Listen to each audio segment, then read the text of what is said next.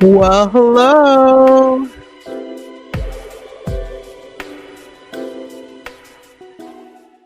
Hello, hello, hello. Good morning, good afternoon, good evening, wherever you are.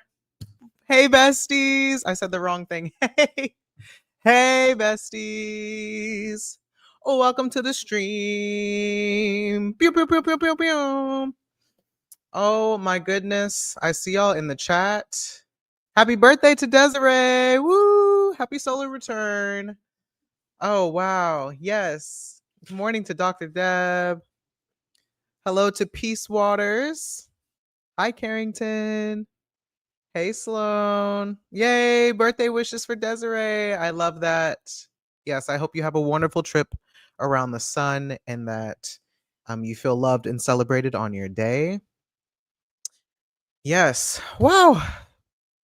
Welcome back, everyone. Sorry I missed you last week. Quite frankly, I was in bed with my lover and didn't want to leave. So no stream last week.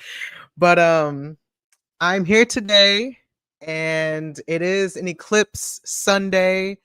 We have the new moon solar eclipse in Virgo, meaning we've got, this is actually very Virgo heavy eclipse with the sun, the moon, and Mercury all in Virgo. And I don't know if you guys have noticed, but it is really giving that.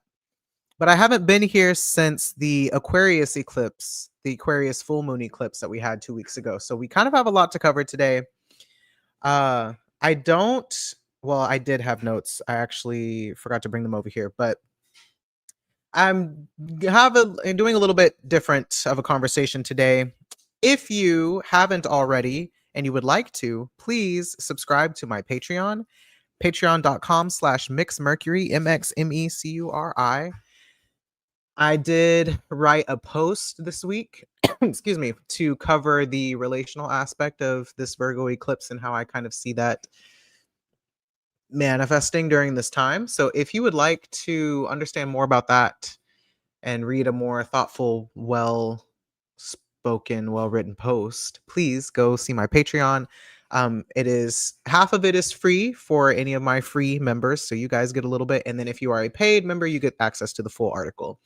But you do have to be a subscribed member, I believe, in order to read at least half of the article. So there is a benefit to being a free subscriber. And then to my paid guys, you guys get the full thought out conclusion as well. So just want to throw that out there. As far as what we're discussing today, I'm going to do one of my talking out loud through various timelines, political, astro commentary moments, because as many of you have noticed, the last 2 weeks have been a lot since the shooting of that man. We'll call him CK, because I do not want to invoke his spirit or tip the feds off. It is not a good time to be trans in this country. But we just have a lot to cover. And so my aim of doing this, just to like set context and set a precedent for what you should expect, is less to tell you what I think, although that's going to come through anyway. Obviously, I am a person, I'm biased, but this is less to convince you of anything in particular and more to just kind of relay how I see what all of everyone's conversations are, from people on social media to the general public to the mass media and our politicians and the government in general, trying to tie together what I'm just seeing based on the conversations that are happening and the astrology. And then depending on how much time we have, I might do my own speculating in within all of that too. So where to begin?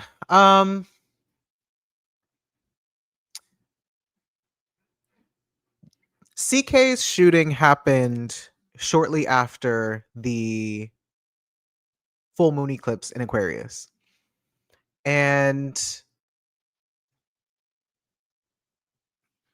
that eclipse, I realized, is directly tied to the set of eclipses that we were having back in 2017 when Donald Duck first got elected, and when, more specifically, the Charlottesville, I don't know if it was a riot or a protest or whatever it was, but our kind of first in this century, our first, not century, in the 2000s, right? The first real white supremacist kind of uprising moment that we've seen, white nationalist uprising that we've seen, was that Charlottesville protest of a bunch of white nationalists with their tiki torches, and whatever protests and riots that they had afterward that ended up killing some people.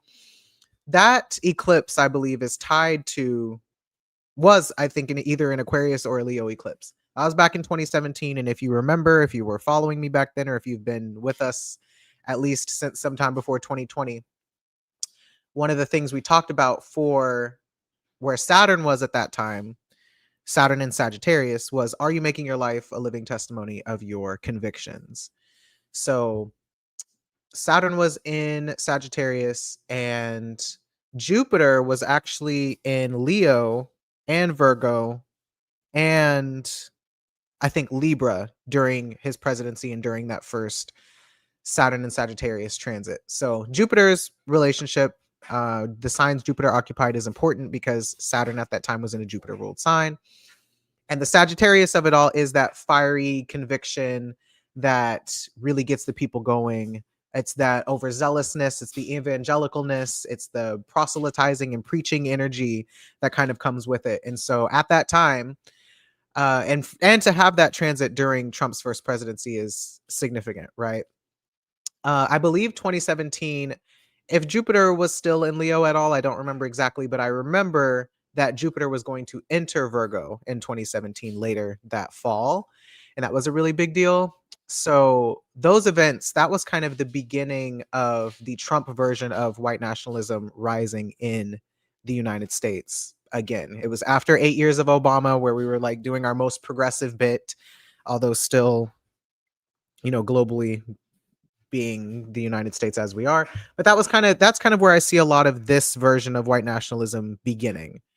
As we've talked about on previous lives, Trump's first presidency did also work closely with the Heritage Foundation, who was responsible for constructing Project 2025. And like we've talked about before, the Heritage Foundation really started getting their footing back during Reagan's presidency back in like the 1980s, where I believe Saturn was also in Virgo, and there's a big Virgo stellium during his presidency. So these mutable, I should say, but especially Virgo and Pisces, Sagittarius and Gemini, transits are all kind of tied together. And I think that says a lot about how the Republican Party functions.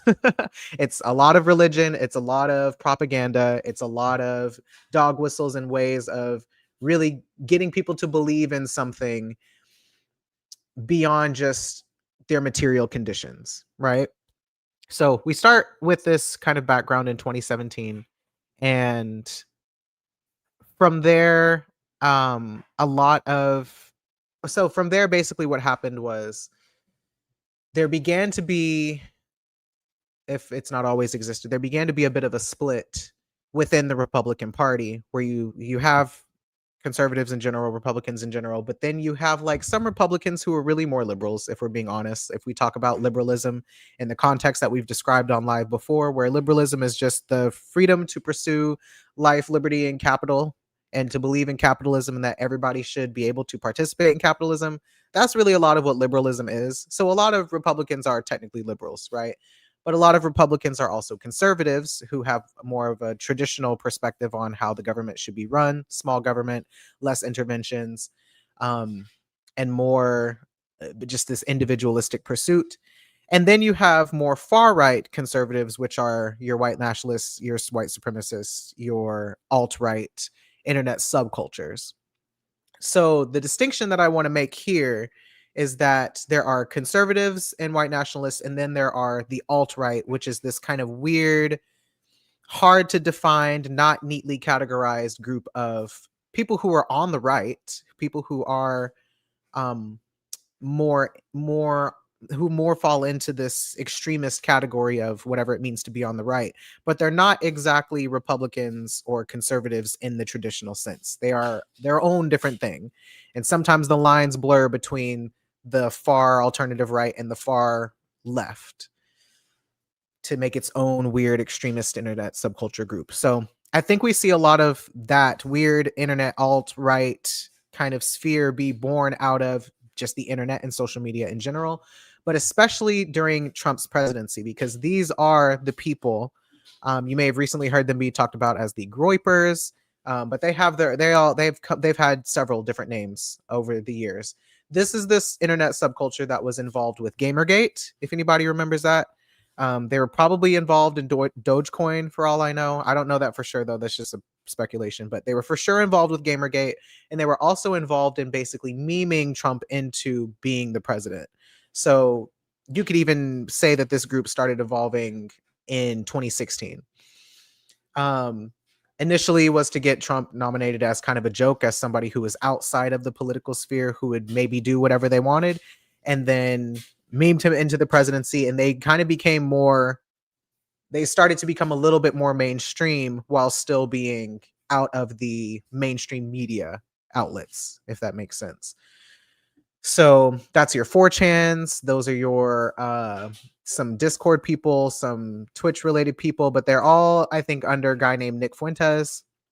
I don't know a whole lot about him. This is not so much about him, but more about this idea of there being this alt-right internet subculture kind of lurking in the shadows and deeply influencing our politics. That's mostly what I want you to get from this. So if you consider that that group started to kind of evolve and started to gain some level of power over and influence over our politics, then you shift into this Charlottesville incident that I spoke about earlier, tied to that Eclipse series in Leo and Aquarius back then. And that event where Trump came out, if you guys remember, and he said there are fine people on both sides, right? Like we hated that here on the left for our own reasons, because how dare you equate us to these evil ass people? But to them, that was basically their first moment of being like, wait a second, this guy is not who we thought he was. If he's just gonna sit here and not straight up say like, hey, this is our shit now, bow down bitches, like, because he didn't just come out and say, fuck you guys, we're running this shit now. A lot of those alt-right, far-right extremist people were kind of like, wait a second. That's not what you promised us whenever we got you elected. So that started to create a little bit of a divide, because then you got people like CK, like Ben Shapiro, Candace Owens, all of those types of far-right people, Tucker Carlson, who, because they are mainstream Republicans, conservatives, your Fox News Republicans, I'll say, they all still defended Trump, saying that, and kind of backed him up by saying like, we can't like be too extreme in this moment. We still have to be somewhat palatable to the masses.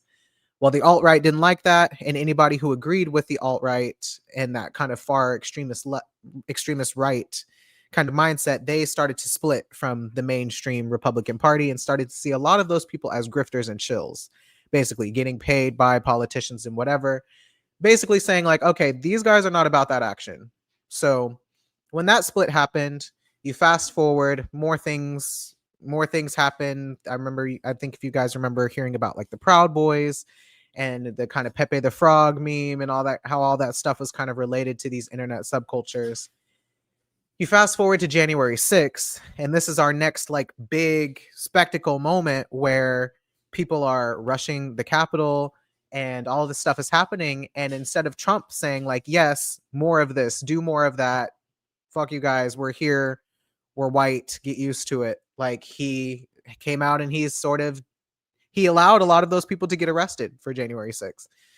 Allowed them to go to federal prison for their actions instead of backing them up, and instead of coming out and just saying like, yeah, fuck yeah, more of that.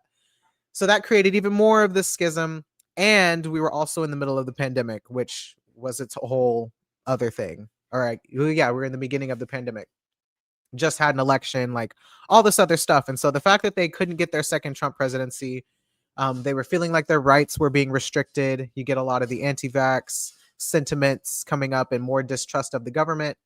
They were feeling really pressed about the fact that Trump did not immediately denounce, or that Trump didn't immediately defend a lot of these people, even though he wasn't the president anymore at that point. Joe Biden had won the election. So that created more of this division, and more people start moving into these alt-right pipelines because they are not understanding why all of these more mainstream podcasters weren't defending their actions as well. They were siding with Trump.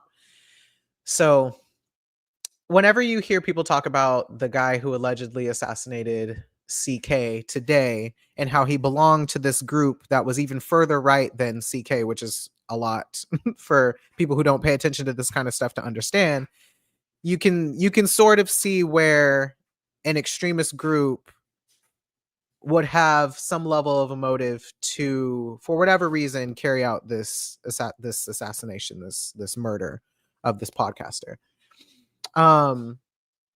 And as far as the astrology of it all goes, like, yeah, some of that is definitely tied to a lot of these mutable transits. I believe the sun was in Sagittarius whenever January 6th happened, and then there were the eclipses that we talked about before. Now, knowing that there's that context for these alt-right internet subcultures who kind of are full of these incels and people who are not super visible in society, we have to shift gears into what the mainstream Republicans are talking about right now, which I spent the morning, so you don't have to. So you guys don't have to. Please say thank you. I spent the morning listening to what Candace Owens has been saying on her live streams the last couple of days. Specifically the one where she talks about I forget what it was titled. Let me look.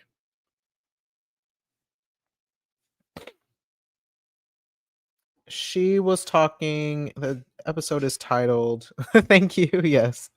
And yes, it is the accelerationist pipeline.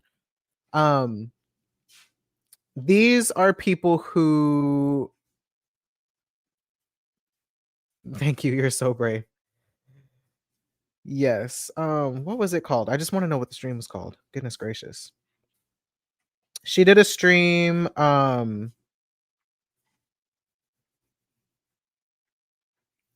Hello, view channel, videos, lives. Okay, it's under her lives. And it was 5 days ago. It's titled "They Are Lying About Charlie Kirk." And mind you, this video has 8.5 million views. 8.5 million views. That's what type of influence and clout that Candace Owens has.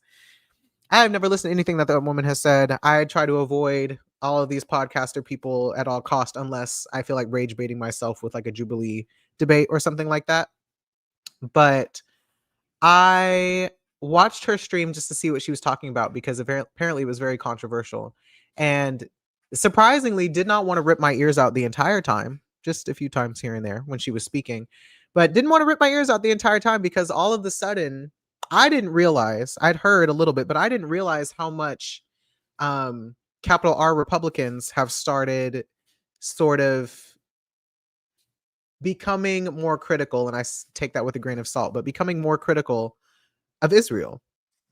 Apparently, especially these podcaster type people, they have started becoming a little bit more suspicious of Netanyahu and of just Israel in general and their propaganda machine, because as the party of free speech, he wants to be able to think critically and just ask questions and whatever else, have started thinking critically and asking questions about Israel and getting pushback from, obviously from Netanyahu, but also from these billionaire people and all of these other like people who are part of the whole movement.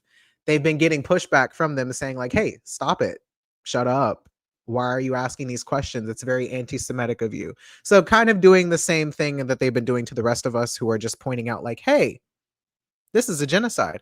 Apparently, and yes, it's been like this for a while too. Yes, critical from from a nationalist lens. Like, please understand, whenever I say this, I'm not saying that they are all starting to be on the same page as us. No, they have their own motives and reasonings why they are questioning Israel that don't have anything to do with leftist politics. But it is interesting from people who have been blindly loyal and committed to the cause. Apparently, Candace Owens being one of the first people who, back whenever October 7th happened, she was like, it's not good for any country to commit a genocide. And that was all she said. Didn't mean that she was anti-Israel, but she was just like, hey, nobody should commit a genocide. And then immediately had people being like, what do you mean by that? Why would you say that? So I guess people who have been making statements like that, or who have been trying to have a quote objective view on what Israel is doing and how they're going about doing it, have been silenced and given hush money, or just been in these kind of loops with people who are trying to get them to not have that conversation, especially on their very large, very influential platforms. So a lot of capital R Republicans, which also includes Tucker Carlson, I believe, although I haven't watched any of his content because I cannot stand that man. But Candace and him and others are now having this conversation where they're like, kind of weird that in the days and the weeks, the times leading up to CK getting assassinated, shot, getting shot, kind of weird that he was, in their words, shifting his position on Israel, and now all of a sudden he gets shot. And they are skeptical of Israel at this point and kind of starting to feel real conspiratorial about all of this, to the point that Candace Owens herself, out of her own mouth, is saying, guys, this is not about trans people. Like, stop the trans investigations. Guys, this is not a right or left issue. And even adding in, so very ever so lightly, some class, what is it called? Class analysis type arguments as well. Class solidarity arguments as well. Kind of shitting on billionaires. I didn't expect to see that. Now, she probably been on this type of time for a while. I don't know. I don't listen to them, but this is also why I was like, okay, let me hear straight from the horse's mouth what conversations are going on over there. So I thought that was really interesting. So if you're wondering why a lot of people are speculating, why a lot of people on the right are also speculating about Israel somehow being related to this shooting, there's also that. There's also a subset of Republicans and conservatives who think that it's related to the Epstein files and Jeffrey Epstein in general, and how all of these things are related. I don't fully understand the whole conspiracy, but a lot of people on the right also think Epstein is related to stuff going on in Israel and stuff going on with Netanyahu. I haven't investigated that, so I can't say too much more about it, but that's where a lot of them are coming from. They think it's very suspicious that Trump doesn't want to talk about Epstein anymore, that Trump won't release the files despite saying several times that he was going to do it. And then yeah, I have seen the stuff about Macron as well. I don't know much about that to really say much more, but I did briefly see that content come up as well, because she was transvestigating that man's wife. Um Tied up in all of this too. Um so I say all of this to say there are a lot of weird splittings and fractures happening within the capital R Republican Party and the conservatives, the white nationalists, the alt-right. They're all having a bunch of they're all just kind of wound up into a tizzy. But the most interesting thing that I find about that is how a lot of them are not believing the official government narratives that are being put out. They're starting to see them as narratives and as distractions from what they believe could potentially be the truth, which is that it has to do with Israel. Now, I think this is interesting related to the eclipse, both eclipses, and I'll try to explain why, but I am going to go grab my notes real quick from my bag. So give me 1 second so I can keep my thoughts straight.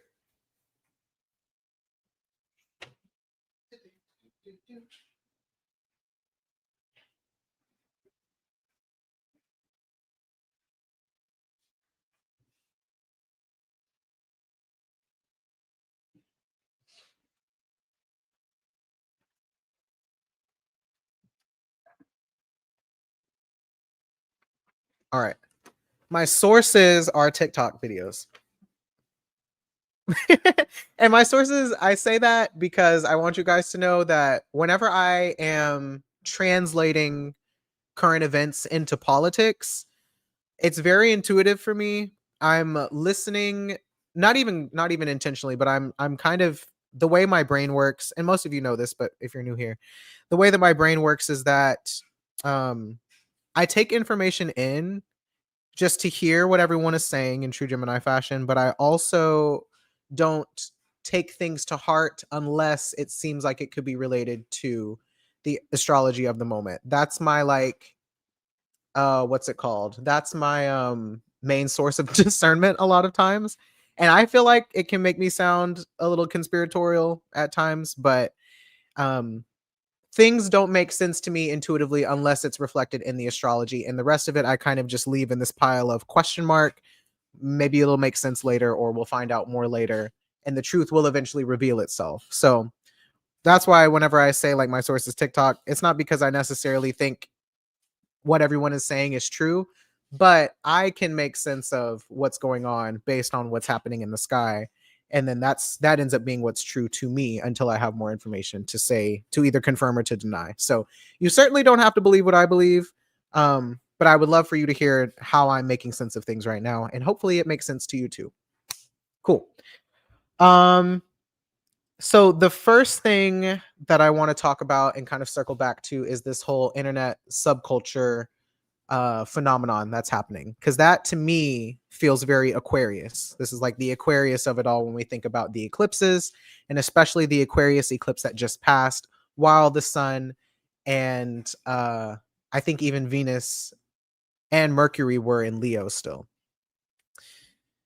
if I remember correctly. So I said a long time ago, back when I used to work with Dana, that something about Aquarius felt internet to me. And by internet, I think I specifically mean social media, but I also just kind of mean internet in general. And what I mean by that is Aquarius as the unseen, Aquarius as by the unseen, I mean people who are not visible, people who don't feel represented or reflected in society, people finding other people who share their life experiences online through social media and form groups out kind of away from traditional society because of that, right? If we talk about Aquarius as being as having the experience of being invisible or dismissed by society, and also not seeing reflections of your identity in your immediate vicinity, then social media becomes a place where a lot of people do self-determine and find new relationships of people like them, on their own accord through the internet, and form groups and communities and relationships because of that space. So that's kind of what I mean when I say Aquarius as the internet, and Aquarius as these groups of people who otherwise society just ignores.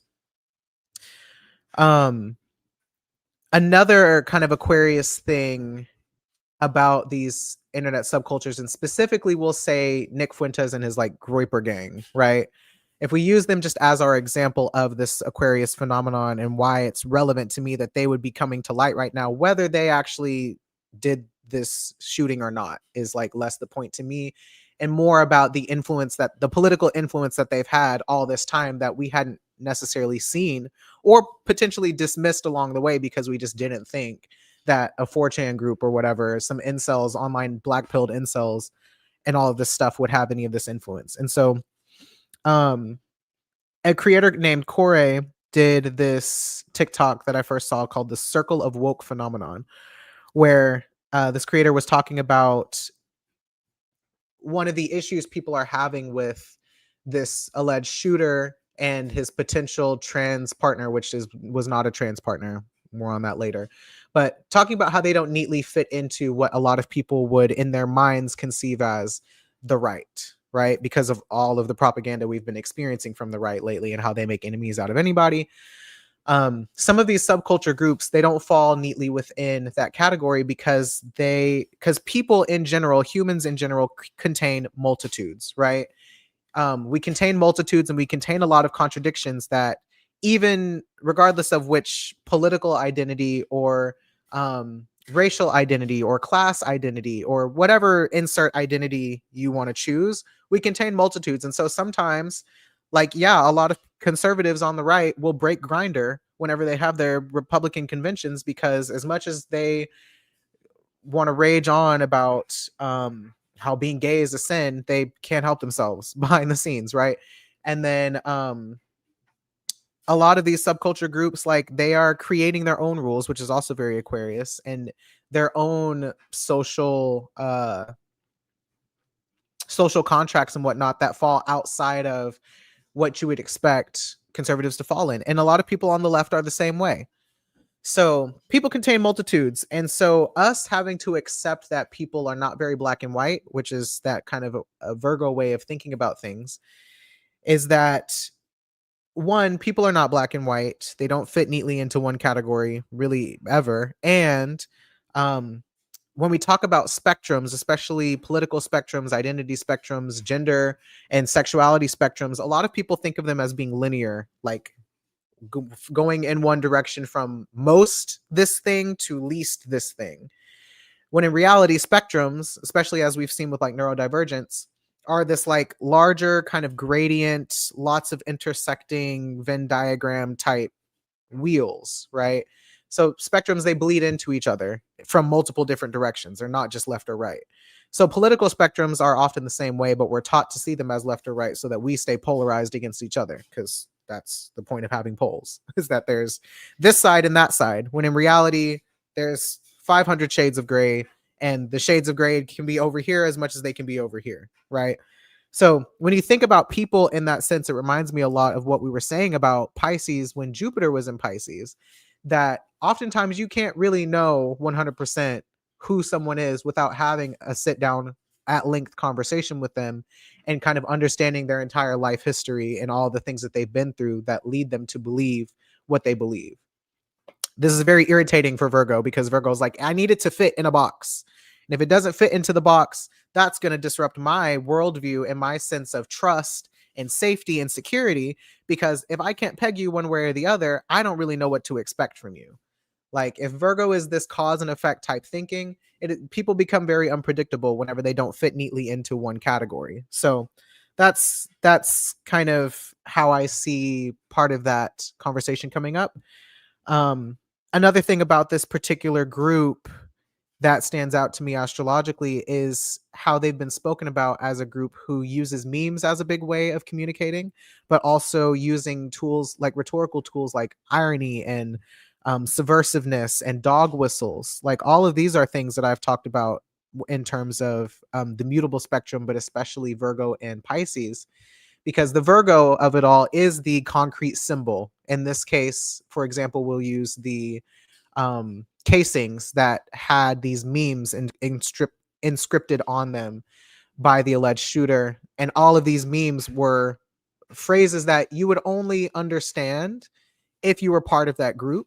So it would kind of fly under the radar to everyone else.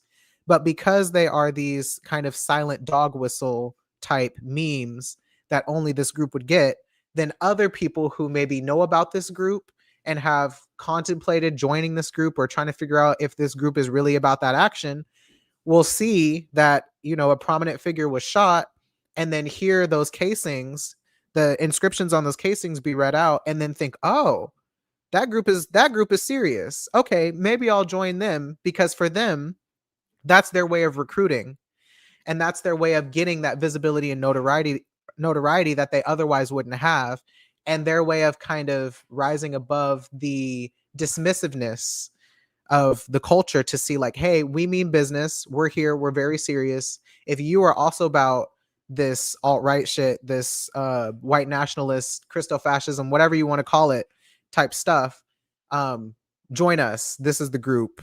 If you know, you know, type of thing. The if you know, you know part of it is Pisces, right? The dog whistle of it, of being able to hear a word or a phrase or a meme or something and have a visceral reaction to that phrase, which is something that I think the right does really well. The right will talk about trans people, and they're not really talking about trans people as they exist, as we exist, which we know because they make up all kinds of lies. But because they constantly refer to trans people when they are talking about something that they know the right is violently upset about, eventually you get kind of Pavlov dogged into associating trans people, or I'm trying to think of another word that they've used in recent times.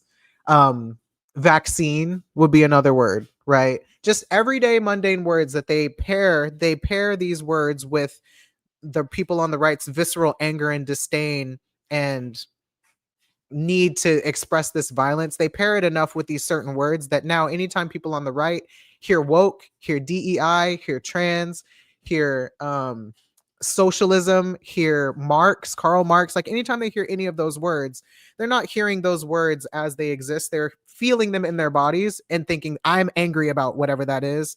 I don't need to actually look into and be curious about what it is. I just feel angry hearing that word. So in practice, when you have conversations with people and you try to talk to them using these words, the problem is people on the left want to go into this kind of logical, rational debate space where they're arguing about facts and data and information and education and all of this other stuff, when people on the right don't give a shit about any of that, because your arguments aren't going to seep through when their nervous systems have already decided that what you're talking about is a threat. Right. And like, this is what I talk about a lot when I talk about relationship conflict. You can't have conflict with people if you're not addressing the emotional undertones that are happening in that moment, right? Your brain, your prefrontal cortex goes offline when your limbic system and when your amygdala and these kind of rear, more primitive parts of your brain go online, because those parts of your brain are fight or flight or freeze or fawn, whatever. They're trying to keep you safe, and they turn this part of your brain off so that you can get to safety. So the part of your brain that you would need to have a logical, rational debate, intellectual debate with someone, like turns off whenever you've been primed over time to have an emotional reaction to these words. So that's very Pisces Virgo as well. The Pisces of it being the emotional reaction that you're having to the Virgo stuff, which is, and the Gemini stuff, which is the words, the language, the symbols that are being conveyed to you. So when when so on the one hand, whenever you find out that this subgroup, this grouper gang group or whatever, has killed someone who they disagree with, to some people that's their ticket into some kind of like notoriety and attention and influence, I guess. And then to others, it's being pinned on trans people to make us seem violent and to make people have a violent disposition towards us. So that's another thing that I see happening right now. Whether any of these things are true or not, it doesn't matter if they're true in the factual sense. They are triggering people's emotional systems so that they're easier than to manipulate and control from that point forward. Cool. What else was I going to say before I moved on to the next thing?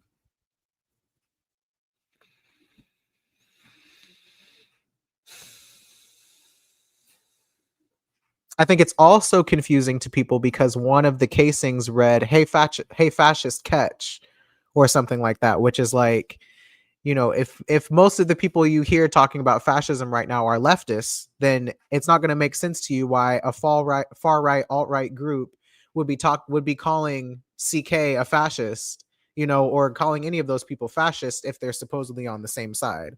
That's something that you would associate with people on the left, and then you fall into the whole cat boy and like femboy thing that on the surface, on its face, seems like trans ideology, but in reality is a whole other different thing that honestly I don't even want to waste time on that today.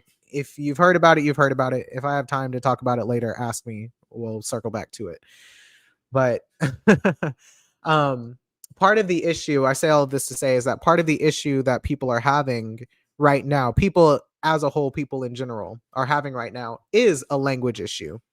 And this was talked about by that same person, Corey, who was saying that we don't have very good language, which is a Gemini and Aquarius word, right? Air sign word that we talk about, where we don't have very good language to describe what's happening when we talk about these internet subgroups and where they kind of fall on a political spectrum.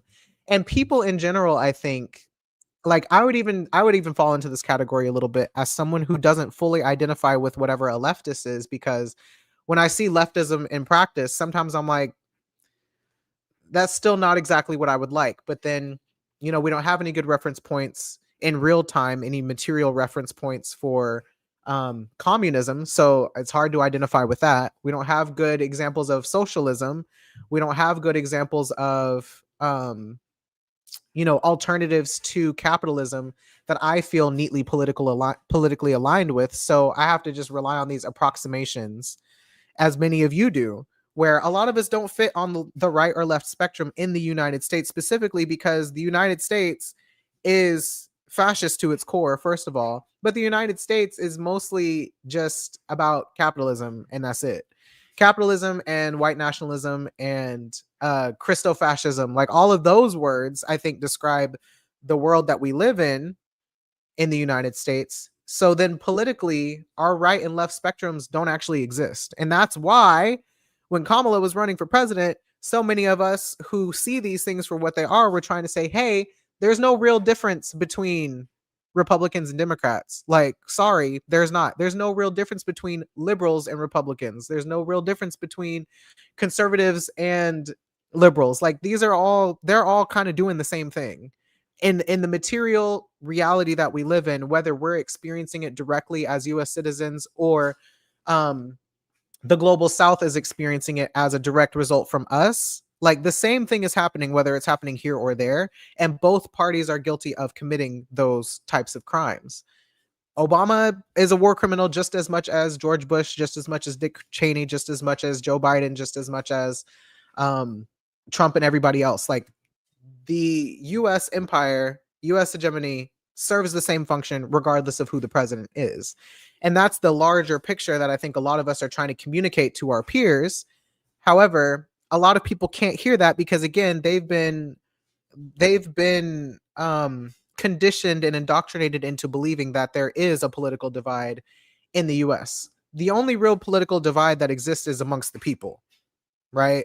Because we've decided to align ourselves into a different political identity than the other person. But when it comes to the state itself, them motherfuckers are doing the same thing. And the sooner that us on the ground, us little people, understand that, the more we can start talking about things like class consciousness, the more we can start talking about things like wealth inequality, and the more we can start talking about these more socialist type um I don't know, governments that would function a little bit better. But then the struggle would function a little bit better in terms of us actually getting our material needs met and us not being exploited for our labor at every turn, right? Um, but the forces that be are so good at doing what they do that we can't even get to a conversation about people getting their needs met because one side has been conditioned to believe that you have to work and slave and labor for your needs, and eventually you will get the things that you want from your hard work, when in reality that's just not the case. And then trying to add in things like race and everything else, it just turns into a hot fucking mess. So um yeah, so we don't have good language at this present time to convey those ideas without it triggering someone into their indoctrination, basically. And that's something that I can see very much as the whole tie between Jupiter and Gemini being the language itself that we don't have, and Saturn and Pisces, where everyone is conditioned to hear words a certain way and have an emotional response to it that is not actually congruent with the reality of what that word means, and what should come to mind when you hear certain words and phrases.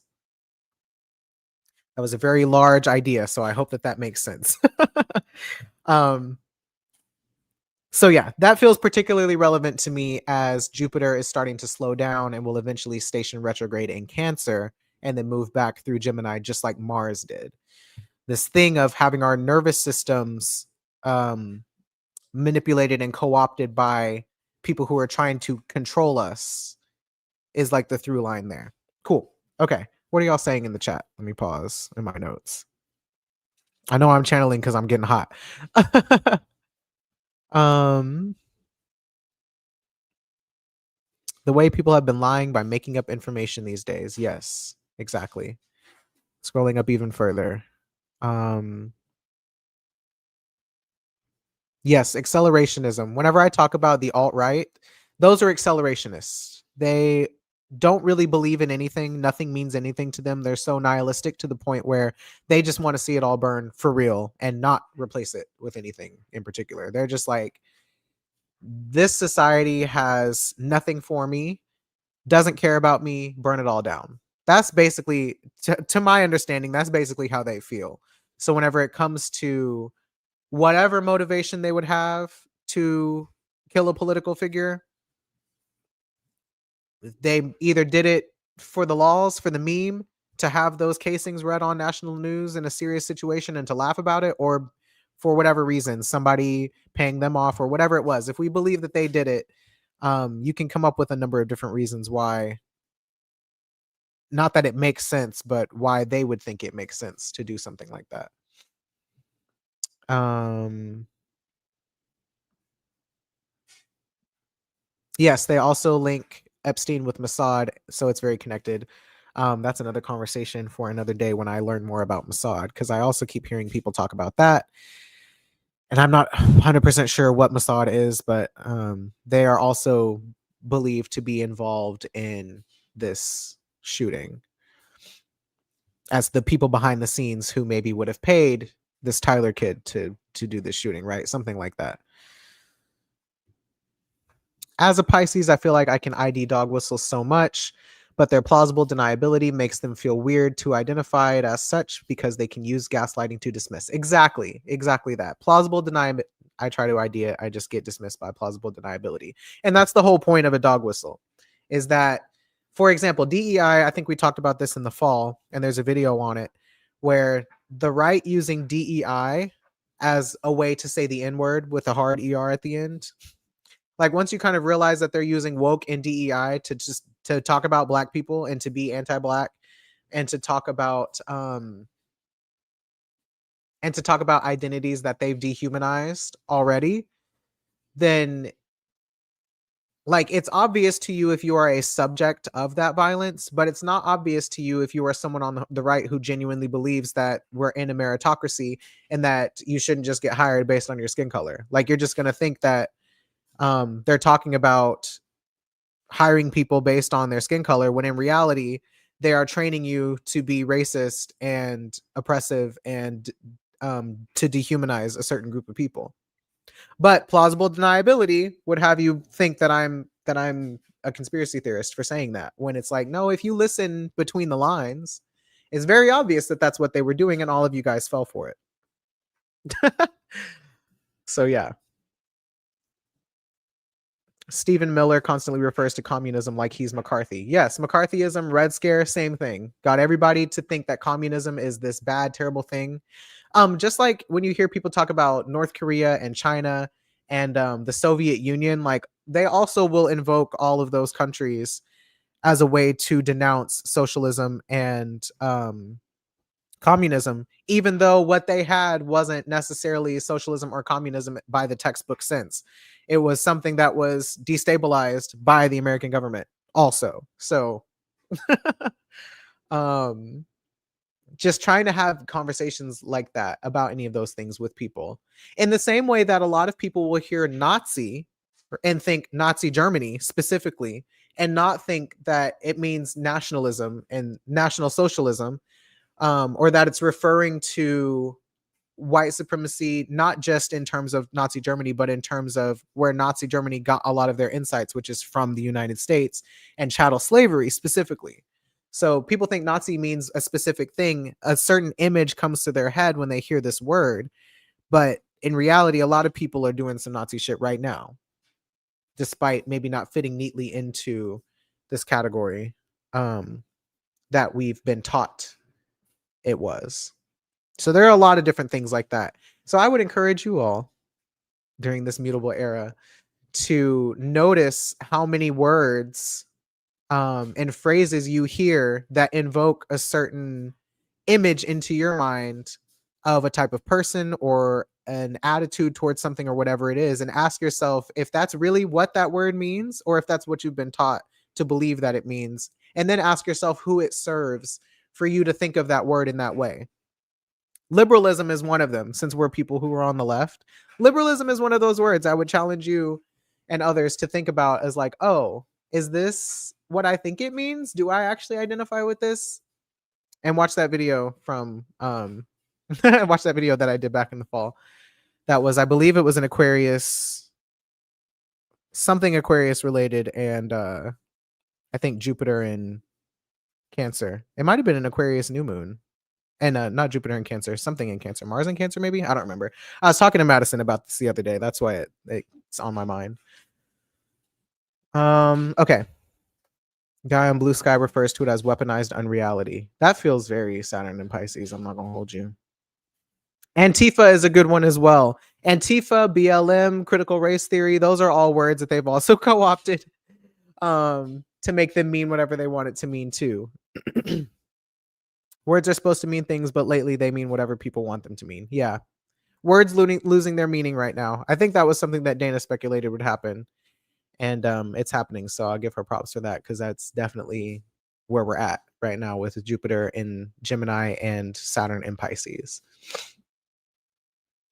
Words have been detached from agreed upon meanings. Yes.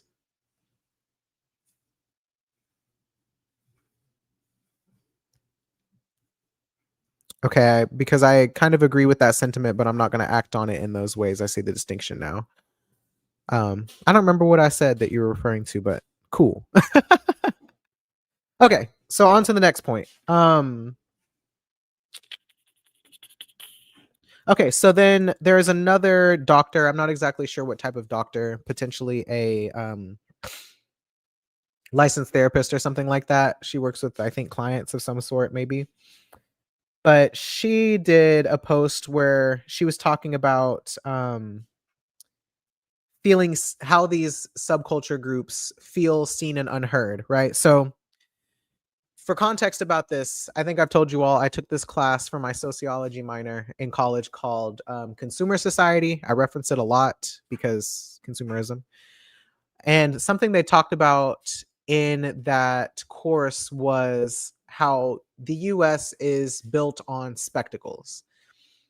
Spectacle as in doing the grandest, most absurd version of a thing and having you be mesmerized by it. That's how they get you to spend money. That's how they sell you on things, giving you an experience that blows your mind so that you are entertained. That's the pinnacle of America and American consumerism. Because of that, we have things like theme parks are a good example. Disney, like Orlando, Disney World in Orlando, because I've been there, I feel like is the most excellent representation of spectacle when it comes to consumerism, because you got hella theme parks that are like, y'all ever been to Epcot? Holy shit. Y'all ever been to Epcot, Universal Studios? Like, we went on the 4th of July in 2016 and saw the most spectacular fireworks show I ever seen in my life. And they probably had a fireworks set every night while we were there. It was just like the most I can't think of the word I'm trying to use, but just like the most exaggerated version of entertainment that I've ever seen in my life. And every single aspect of that theme park, of all of their theme parks, is just like the most version of that thing that you could experience. That's what I'm talking about when I say spectacle. So restaurants are another thing. Rainforest Cafe is a good example. Y'all ever been to the Rainforest Cafe? Overblown, like all of it, right? Restaurants in general, the way that they are designed to really fit within this theme and give you this whole experience, like you go to Johnny Carino's and you're in Italy or whatever, shit like that. Um, Supermarkets are another one. The way that they're designed is also meant to be a spectacle. IKEA is a good example of that. I always go to. There's what else am I thinking of? Celebrity culture in general, which we talk about all the time on this channel. Celebrity culture is kind of where I want to shift into this topic of spectacle, because celebrity culture and movies and TV shows and all of those things meant to absolutely captivate your attention and to make you believe and think things the based on that spectacle, right? And propaganda shows are another example of that. All of these things, right? They all serve, yes, to entertain you, to make you spend money, but they also have this other influence where celebrity culture, podcast culture, and just like fame in general kind of falls into this category in the US specifically. Because once you rise to a certain level of visibility, you then become a spectacle. And once you become a spectacle, you have influence over society at large, whether you want it or not. It's something we talk about with celebrity culture a lot. Olandria from Love Island is a great example of this. That woman got yeeted into fame just for being attractive, for being absurdly attractive. Her attractiveness is a spectacle in and of itself. And now every single day I see an even more ridiculously attractive photo of her than the day before, right? Spectacle. How someone like her can just come from some random corner of the internet, being recruited onto this show because of Instagram, and now being propelled into fame and notoriety, right? She would have a level of influence if she came out and decided to start talking about politics, but she's not going to do that. Jimmy Kimmel, also a good example, right? Okay, so cool. You understand what a spectacle is. Mass shootings were something that used to be a spectacle, because it's something that you see happen and you're just like, what did I just see? Right? It triggers your nervous system, sends you into a fight or flight. Now all of a sudden, schools are not a safe place. Concerts are not a safe place. 9/11, something else that was a massive spectacle. It gets everybody's attention, stops them from what they're doing, makes them turn and look at you. And then whoever it was that committed the spectacle now becomes somebody that comes into everybody's public mind and consciousness and awareness, right? So Dr. Rachel Tolles, I think Tolles, was talking about this phenomenon of spectacle in society and how it's a primary path to significance, especially in our culture in the US, where invisibility has become unbearable. So to not be seen, to not be known, to not be heard is excruciatingly miserable and unbearable in this society, which then lends itself to this idea that, mass shootings, school shootings, even that used to be such a big deal, like Sandy Hook, for example, or Columbine, right? Used to be such a big deal. Now they've kind of become background noise, right? It's just like a thing that happens, that you can expect to happen in our society and that we've somewhat normalized. It's not a spectacle any longer. So when it comes to these shootings, now we've escalated to the point where it's not just mass shootings for whatever set of attention that people were trying to derive from that. And when I say attention, I don't mean like they want to individually be seen and known. I mean whatever pain it is that they're feeling, whatever experience that they're having of being not represented and not seen in society, drives these people to do these outlandish things. It's not a mental health episode. It's very ableist to say that just because someone is, you know, diagnosed with some kind of psychiatric disorder doesn't automatically make them violent. The suffering that people are experiencing in our society is driving people to violence. You don't have to be mentally ill to feel that distress and to feel the pain of being unseen in the society. You can just be an everyday person who is struggling in poverty and trying to fight every day for your life. That would make you violent, right? So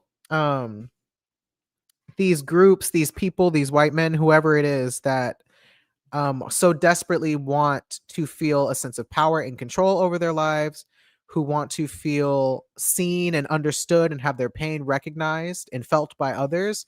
Those are the types of people I'm assuming, and I think based on what she's saying, have gotten to this point of now doing these more localized, individualized shootings where Luigi allegedly and that United Healthcare CEO, that shooting being a good example of it, and this Charlie Kirk thing, and now whatever else, even whoever it was that tried to assassinate Trump, right? These are all potentially the same through line of people who want their pain to have some kind of impact and to change the political landscape, I would assume.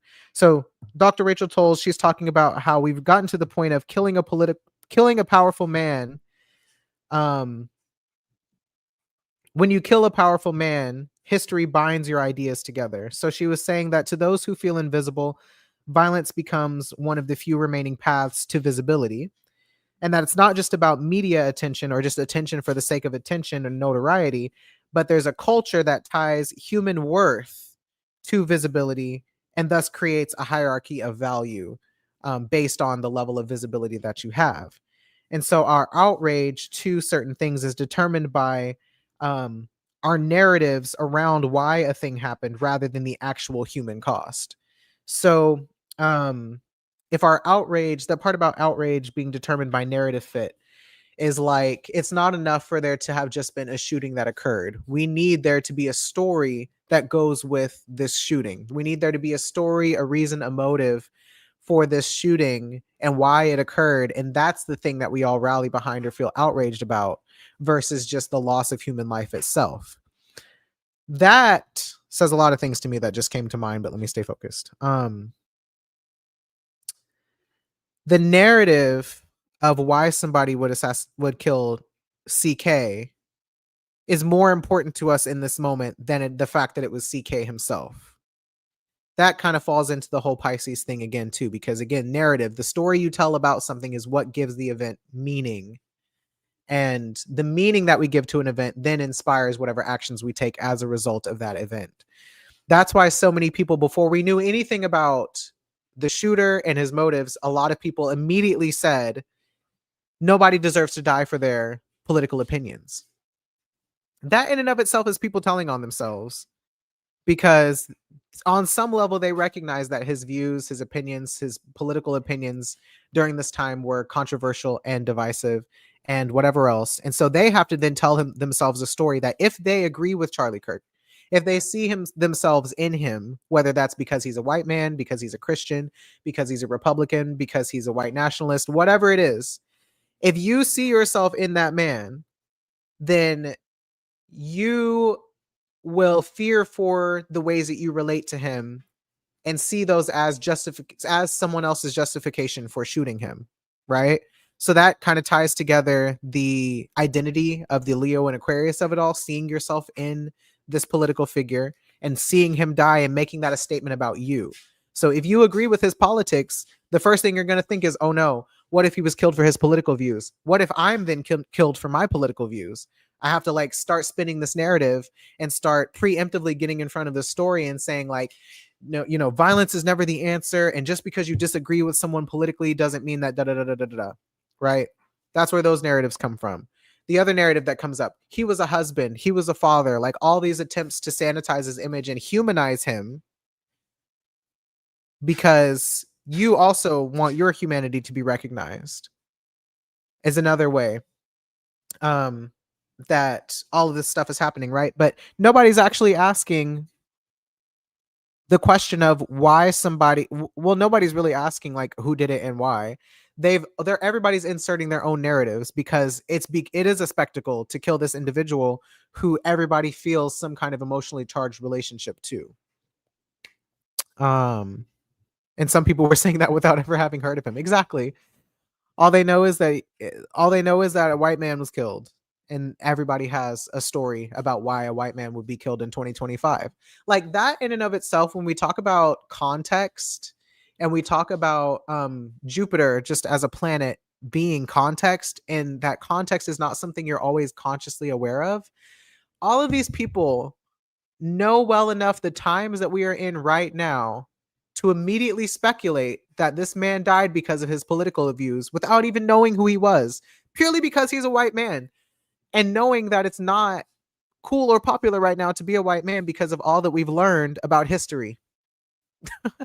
So it becomes a spectacle. And what the point I'm making and the point she was making about this becoming a spectacle is that these internet subculture groups, if they really are as nihilistic and accelerationist as we're thinking, this spectacle event of this man getting shot for all of the world to see on this public stage is an expression of the pain that they're feeling that they want everybody else to recognize, or the frustration or the dissatisfaction or whatever you want to call it. This is a symbol of these groups lurking in the shadows, not getting their needs met, and being so cast out and dismissed, or casting themselves out, or whatever you want to call it. That's what I mean when I said earlier, having those casings on those shells is basically their way of saying, hey, if you feel like we feel, we got your back. This is what we're willing to do. That's like one way of interpreting this event, if this is truly the group responsible for it. And I just thought that was so meaningful, because it's not just these internet subcultures on the right. There's internet subcultures on the left as well, feeling deeply unseen, unheard, and just in general, like, not that everyone is willing to commit acts of violence, but people feel a level of despair that is not being acknowledged by our government right now. And that's people on all ends of the political spectrum, including now people like Candace Owens and Tucker Carlson and Jimmy Kimmel and whoever else, who are saying like, hey, wait a second, it's looking real fascist out here. What's going on? And wanting their pain to be seen and recognized and validated and empathized with, which is why the narrative, like Dana used to always say, stories are better than facts. People need a narrative to evoke emotion and an emotional response that people feel moved by, and that will captivate people's attention long enough to make them feel like they need to empathize with certain groups of people over others, who see them and who see their experience and can feel that and feel the same way as they do. So lots of overlaps there astrologically too. Yes. Yeah, there was a school shooting the same day of CK's death, and people aren't even really talking about that as much as they're talking about um CK himself dying as a result of his beliefs. And then you add in the other layer of people on the left who want to seem like good people, who want to make this about gun rights. And it's like, not to say that it's not about gun rights, because obviously someone got shot by a civilian, but still, yet again, missing the larger picture and the larger context, like using this event, this spectacle event, as a way to push the narrative of, see, this is why we should have stricter gun laws. Like, yeah, we should have stricter gun laws, but not just because white men can get killed.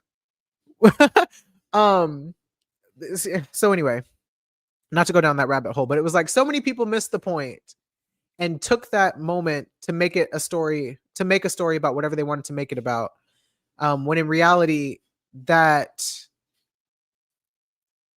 potentially made us miss the larger picture and the context in which this shooting occurred in, which is that um things have gotten so bad that people have resorted to um political shootings. And I have my own thoughts and opinions about political violence, but what I will say is that there ain't no way that so many people sat and watched infants in Palestine die violent deaths over the last 2 years and didn't once think to themselves, wow, maybe violence isn't the answer. Like, there's no way that y'all sat and watched that. And instead of thinking, wow, violence isn't the answer, maybe Israel shouldn't be doing that, but they really sat there and justified it. Like, if you're able to sit and rationalize why the IDF, because of Hamas, right?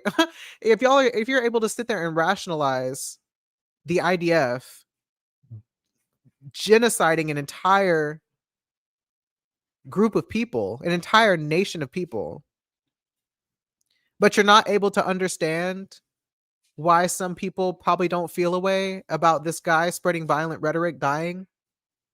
I just have nothing for you. Extremely hypocritical of you. But that's also why it says to me, you see yourself more in that man than you do in Palestinian children. You see yourself more in that man than you do in trans people of any color.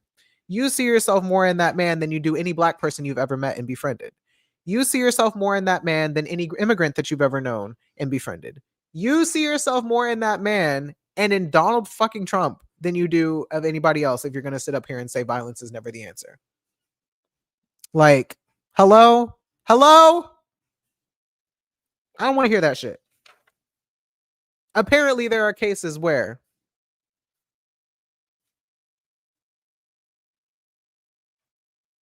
that might just be the answer for some people. That's all I'm gonna say about that because I'm not trying to get arrested. Um, okay. Yeah, the other TikTok I referenced was from Mockjaw. We already talked about this, that the left-right dichotomy is becoming obsolete because we lack proper vocabulary to describe the extreme epistemic political bubbles that happen exclusively online, and that this culture can only express itself through memes, symbols, irony, and nihilism online, which I think honestly a lot of us also fall into that too.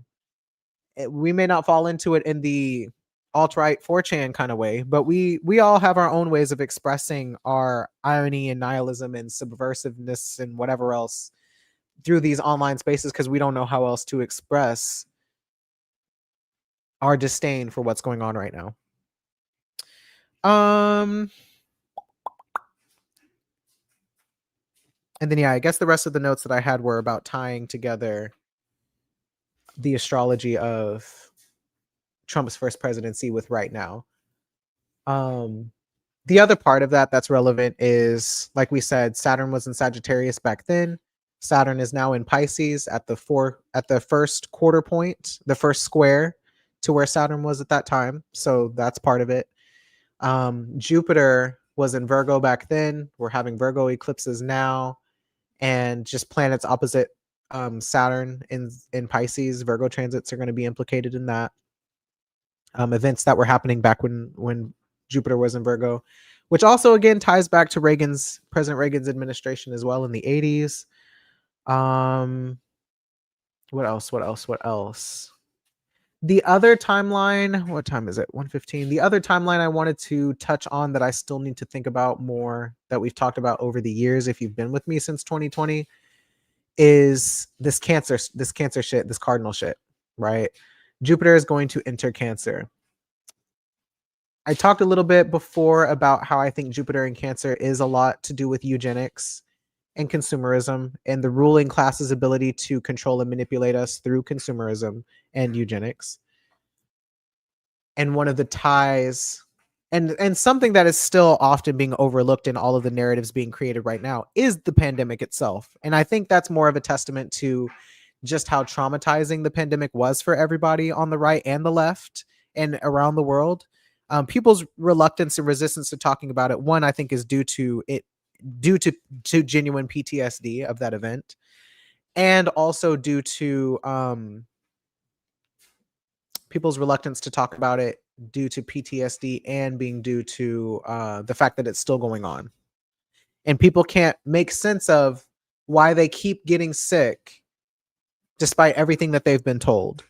So to that end, I understand people's resistance to the COVID vaccines in general, and why I understand people's resistance to masking, why I understand people's resistance to just learning more about what COVID does to the body in general. Because if we're going to talk about having our distress being unseen and never being soothed and resolved, we never as a society grieved the lives lost during the height of the pandemic, or I won't even say the height, the onset of the pandemic in 2020. Like we've never collectively had a conversation about 2020. A lot of that, like I said, is because it's still ongoing. The politics of that moment still ongoing. The virus itself still ongoing. The way that it disrupted our lives and the economy still ongoing. So it's very hard to discuss and unpack a traumatic event that's still happening. But every single day anything happens, that you don't associate with the seeds that were planted in 2020, in March of 2020, like you're doing yourself a disservice, because all of the rhetoric that people parrot on both sides to this day was started back then. The reason that these podcaster and streamer spaces have gotten so prominent was because of the pandemic. The reason that Trump even got reelected in the first place is because of the pandemic. Um, People's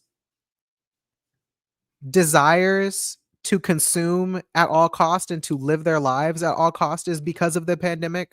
Like um people's disdain and vitriol towards disabled people is because of the pandemic.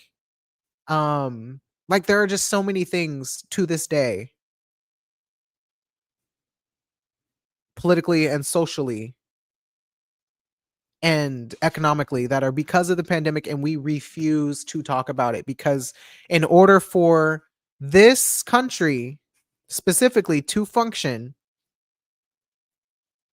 everyone has to have some baseline of eugenicist thinking that only the weak will perish and the strong will survive and my money will save me. If you don't have those three beliefs, you might just start to have a little bit of compassion and empathy and curiosity as to why we've let things get this far. But in order to function in a way today with, well, let me put it this way, because I do have a compassionate lens about this. In order to not lose your absolute fucking mind and to survive capitalism in 2025, you do have to believe that your money will save you and that things are not as bad as they seem. Things are not as bad as they feel. I'll say those two things. And that can be related to anything. It can be related to politics. It can be related to the economy. It can be related to the pandemic. It can be related to whatever. You have to have some level of thinking that, okay, if I can just secure a good job and get health insurance and make enough money, then I will be immune to all of these things that are happening. And that's just not true, first off. And the other thing, just believing that everything will be okay, somehow it will figure itself out, or that we can vote a certain way and our conditions will change, or if we can just ignore the pandemic, then things will be okay. If we can just whatever, like, this is where we talk about dissociation as a really effective survival strategy. If you were to fully pay attention to everything going on all the time, you would lose your mind. In fact, a lot of psychiatric disorders are because you are aware of too many things at once. Your brain is processing way too much fucking information at once and can't make sense of it in a cohesive way. And this is why narrative building is so important, and why context is so important, and why making meaning out of the experience that you're having is so important. This is why people find religion. This is how people get into cults. This is how people get indoctrinated into certain political ideologies, including fascism and white supremacy and nationalism. Like, this is why, because if you can't make sense of the experience that you're having, you will lose your mind. So to that extent, that's about the most that I can empathize with people on all ends of the spectrum, and why they're behaving the way that they are is because they need it to make sense in order to get through the day. But it is extremely frustrating when you are someone who is trying to pay attention to as much as you can and seeing the through lines of all these things, because you haven't stopped paying attention over the last few years. Like, which is many of you guys, and that's why I'm saying this to you. It's hard to have conversations with just regular people, not even people who find themselves on the margins or in the extremes in any way, but it's hard to just have a conversation with your coworkers or your family members, people you've known and trusted for years, your friends, whoever, and just talk about these things in a matter of fact way. Because again, you say that word pandemic or COVID, people are going to tune out. They're going to dissociate. They're going to dismiss whatever you have to say because they just don't want to think about it. They don't want to think about how unsafe it is to do basic mundane things like hang out with the homies and go to the grocery store, go to the bar, go to the movies, go and consume and consume and consume. They don't want to think about, and that's really what the fuck it is, in my opinion. These are my opinions coming in. When I think about what Saturn and Capricorn really did was limit our ability to consume. It limited, in the most extreme way, our ability to consume freely, which is a direct offense to capitalism. So when these Cancer transits roll around today, the other side, where you consume endlessly, just based on the archetype of Cancer, people are not able to consume endlessly. One, because they don't have the money anymore, but they also don't physically have the energy and the stamina and the wherewithal that they once had because of long COVID.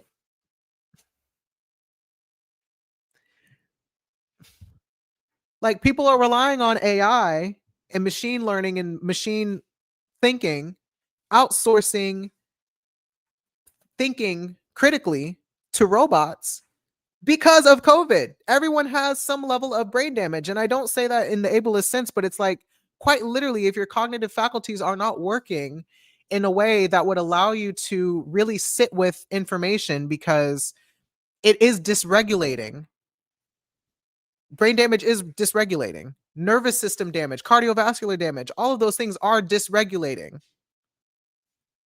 Like, your faculties are not going to be online in a way that would help you to sit with information long enough to emotionally process it. That's what I mean. It's not about saying that, again, it's not about saying that if you have certain disabilities or intellectual deficits that you are more capable of becoming fascist or what. It's not about any of that. It's really about dysregulation. And I guess that's my point in bringing in cardinal signs, bringing in this Cancer stuff and whatever. When you are so dysregulated because you are not getting your basic needs met and your body is trying to regulate itself by any means necessary, you cannot think critically. So whether it's long COVID or poverty or because you're indoctrinated into a cult, whatever it is, if you are dysregulated, your critical thinking is offline. You're not able to draw connections between what has happened in the past to what's happening now. You're not able to connect the dots between what the government is telling you versus what you're experiencing in real time. You kind of just become more susceptible to propaganda because your nervous system is dying for meaning. You know, your body just wants to feel safe. So if the thing that makes you feel safe is Christianity, because from a really young age you found peace in going to worship and singing songs with your community and having meals after Bible study and whatever else, like, I understand that, and I do have empathy for that, and I can understand why that would feel like a group that you want to be connected to, even when that group is spouting violent rhetoric about other groups of people that you also belong to. It doesn't make sense to me, but I can empathize with finding comfort in those groups and finding it hard to challenge them. I'll say that. Because it's very easy to be in a cult and see things and see bad things happening around you and just having to rationalize it because it's the only place that you feel safe. It's the only place that you know you can get your next meal. It's the only place where you have community and relationships. Like, when I think about humanity, and this is where I'll start to wrap up. When I think about humanity and what it means to be a human, I think about us as animals first, in the sense that we have basic fundamental needs that we need met. And when we don't get those met, we start crashing out. We don't have very much control over that after a point. Like, it gets to a point where people are going to crash out and do whatever they need to do to survive. I empathize with that aspect of humanity. I also empathize with humanity in the sense that we seek meaning. I can't speak to other species because I'm not other species, so I don't know. They probably have their own ways of making meaning out of life, but I know as humans we are meaning making beings, and that is how we feel safe from a cognitive intellectual space. And so Once we're not in our animal survival instincts, we are going to try to make meaning out of whatever we're experiencing, and we can only rely on the evidence that we have in order to make that meaning if we want to get into this eclipse shit. So I also empathize with the human desire and necessity for meaning. I don't really empathize with much else. Because those are the two things that help me understand from a psychological perspective why people do what they do. But man, like at some point,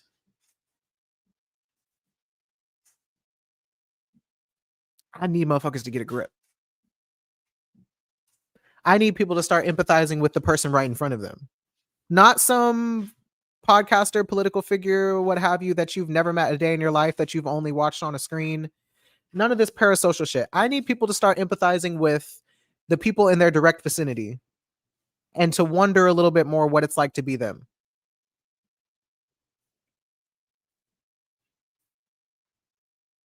There are limits to that, obviously. I don't want y'all out here empathizing with Nazis. I don't want y'all out here empathizing with um people who are doing violence onto you. And you don't need empathy for those people. You need defense, self-defense, okay, and protection from those people. But from your everyday basic run-of-the-mill person who sort of pays attention to politics, not really super invested in anything, maybe passively listens to like whatever podcasts and this and that, but if you can have a regular conversation with them people, um what seems to be the most effective way to get through to someone is to ask them questions about what they believe. I know we hate this because we hate hearing what people who disagree with us believe. We really do. It feels threatening to your sense of self and your identity. Like that's a measurable thing in psychology. But the only way you need empathy and the ability to know when you should give it and when you shouldn't. Absolutely. You need empathy and discernment. Is really what we're talking about with this Pisces shit.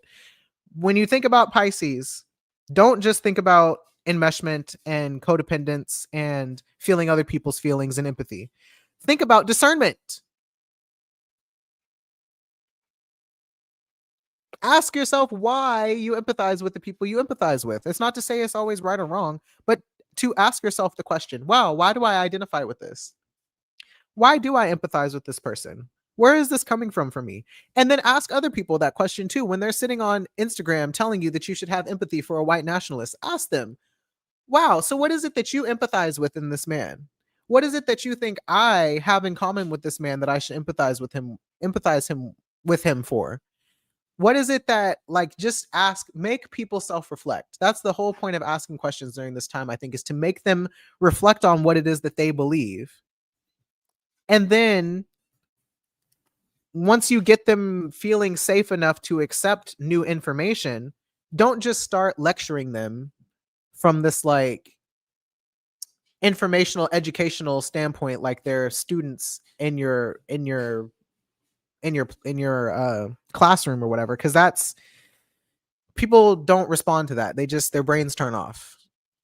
But asking people questions and getting them to just say out loud what it is that they believe and why, and then introducing like from an emotional standpoint, like, yeah, it really makes sense why you feel like, you know, things like socialism would mean stealing something from you.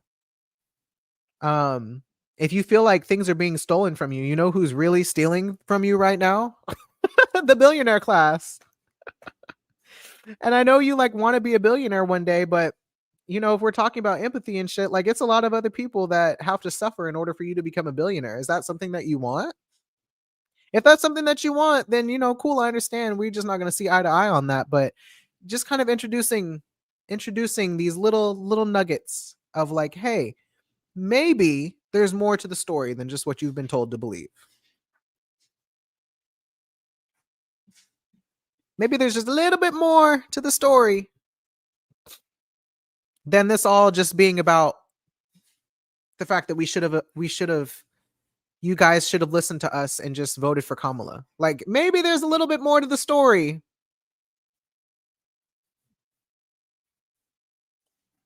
than blaming people The 3% of people who voted for Jill Stein. Like, maybe we don't need to be talking about Kamala Harris in 2025. Like, I'm so sorry. There's a reason why you need to believe that the left and the right are not the same. Who does it benefit for you to believe that the right and the left are not the same? So, anyway, I don't know if I have anything else to say. I feel like I was all over the place, but parts of it made a lot of sense. So, just really focus on the parts that made sense and talk about this with somebody else, cuz again, I'm mostly trying to explain the times that we're in through astrology. And the times that we're in is that everybody has the thing that they want to believe is true, myself included, and nobody is coming together on a shared mutually beneficial narrative. Everybody wants to be right. And what have we said? If it's more important for you to be right, then you're not in a relationship. Unfortunately, we do have more in common with these people who we despise, some of these people who we disagree with. Hard asterisks on some of these people that we disagree with. But a lot of people every single day are behaving in communist ways, whether they realize it or not. A lot of these people are behaving in socialist ways more often than they believe. All these white Christian nationalist people, I won't say those people. I take it back. All of your church going family members who, you know, who see the church as a place to commune and feed each other and feed the homeless and the starving and behaving in charitable ways. That's socialism. Tell them that. um the insurance, the private insurance that we all pay into, that we all pay premiums and whatever else into, even though private insurance as it's designed right now is a racket. That's also a form of socialism. It's co-opted by capitalism, but all of us paying into a network that helps to pay for everybody's medical stuff, that's also socialism, I think, or communism or whatever. The taxes that we all pay to have clean water and clean food, socialism. Like stuff like that. Just first research socialism more and then find examples of ways that we're already doing that we could actually just do it more effectively if it wasn't for capitalism, and then draw those distinctions. And that might be a better way to get through to people. But I think just talking to people about fascism and white nationalism and white supremacy and all of that, I think people are jaded from hearing about that after the BLM protests in 2021. I think that's not going to get through to people anymore. Educating people about fascism in that way is not going to get through to them anymore. People need material examples of when socialism or communism works, and need to know that there's a way to see that in practice and that it's not just some scary ideology that they've been indoctrinated into believing is evil. So however you got to do that, just to get people to open their third eye a little bit more, I would focus your efforts there. They were talking about that a little bit on the Colonial Outcast podcast that I listen to sometimes. Their most recent episode, I think it was called, let me find it.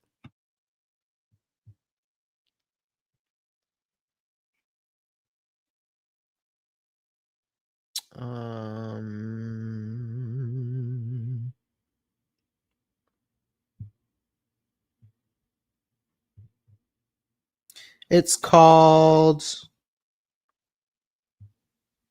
Civil War Canceled. The right is fracturing. The right is fracturing with former Turning Point staff members or something like that. Colonial Outcast. I would listen to that. It was interesting. It was just an interesting perspective about how to actually make sense of everything going on, but just how to talk to people during this time. Because we if we as just regular everyday people, and I don't mean these people in the public eye as much, but just us as everyday people, people that you talk to on a regular basis. Like those are people that we need to be having conversations with. If they're too far gone, they're too far gone. Don't leave them where they're at.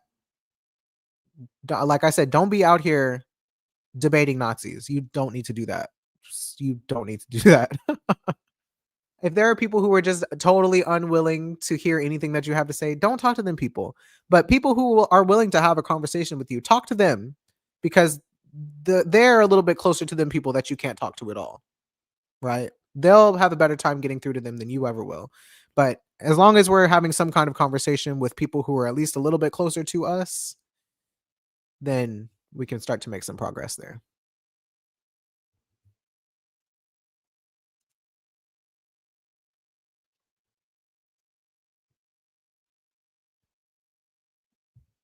Cool. All right. Any last words from you guys? I did see all in the chat. I just didn't want to derail myself. You should look into digital dementia. That's a big part of the issue too regarding AI usage. Yeah. It's getting weird. It's getting weird. People are really not okay.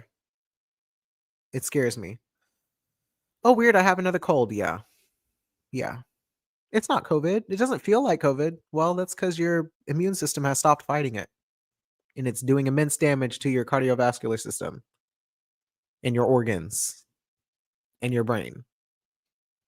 It's scary, but instead of being scared and going la la la la la la la, put that damn mask on. Put the damn mask on. Get the air purifiers. All right.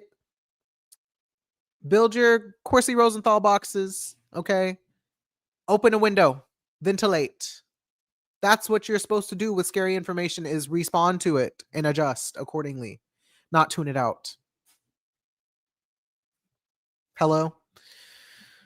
And if you are someone who doesn't want a mask, which I know most of you guys mask, but if you're someone who doesn't want a mask, then yes, advocate for clean air. Advocate for clean air, whatever that looks like. Because that's a public good. Air is a public good, unfortunately, in capitalism, and we should be advocating for it to be clean, just like the water is clean, and just like the food should be clean, even though they're rolling back regulations on that too. The results of ignoring this will be much scarier. Exactly. The more infections you can prevent, regardless of how many you've already had, the better off you will be. Getting more infections is not going to help. That's never been the case. It'll give you temporary immunity that lasts about a month, and then you right back at it. So if you can get Novavax, get Novavax.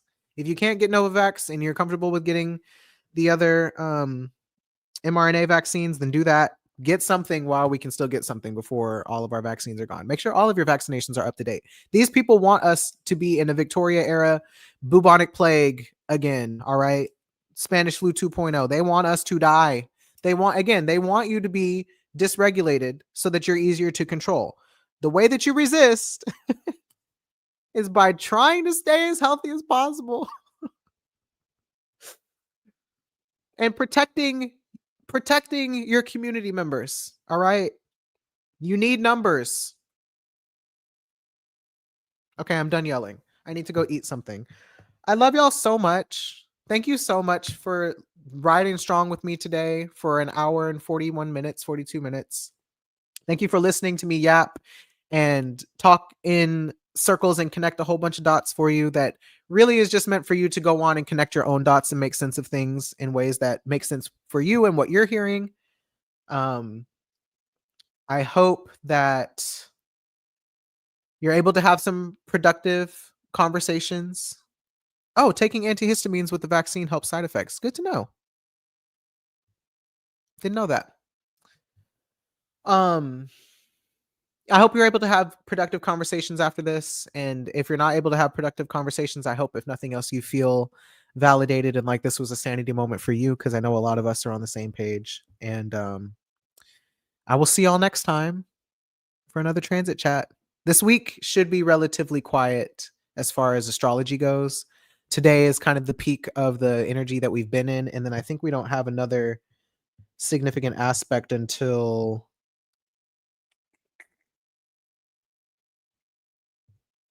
next Wednesday. So we'll probably get through most of this week, and then around next Sunday, you might start feeling Mercury square Jupiter building up for October 1st, and then Mercury enters Libra on October 2nd. So enjoy this week. Use it to recuperate as much as you can. Um, Tuesday might be a little iffy because we'll have a Moon Mars conjunction for the first time in Libra. But other than that, I think we're okay. Oh, no, I lied.